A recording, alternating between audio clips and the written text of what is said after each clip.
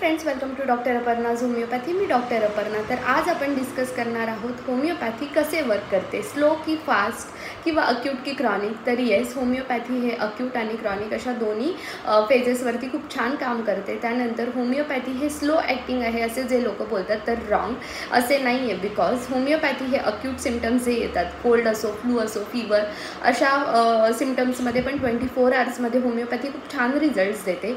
त्यानंतर जे लोक बोलतात हे फक्त शुगर पिल्स आहेत, प्लासेबो आहेत, तर रॉंग। बिकॉज ह्याच्यामध्ये ॲक्टिव्ह इन्ग्रेडियंट आहेत, त्याच्यामुळे होमिओपॅथी मोठ्या मोठ्या आजारांवर, एपिलेप्सी, कन्व्हल्जन्स अशा आजारांवरती सुद्धा होमिओपॅथीने खूप बेस्ट रिझल्ट्स दिलेले आहेत आणि मिलियन्स ऑफ केसेस सॉल्व्ह झालेल्या आहे। असे बरेच क्रॉनिक डिसीजेस आहेत ज्यांना सर्जरीची गरज लागते। फॉर एक्झाम्पल पाईल्स असो, किडनी स्टोन असो, ह्यामध्ये पण पेशंटची रिस्टोर हेल्थ झालेली दिसत आहे बिकॉज ऑफ होमिओपॅथी। असे बरेच क्रॉनिक डिसीजेस आहेत, ॲनेमिया असो, मायग्रेन असो, बरेच असे आजार आहेत ज्याच्यावरती होमिओपॅथीने खूप बेस्ट रिझल्ट्स दिलेले आहेत आणि पेशंट क्युअर झालेला आहे।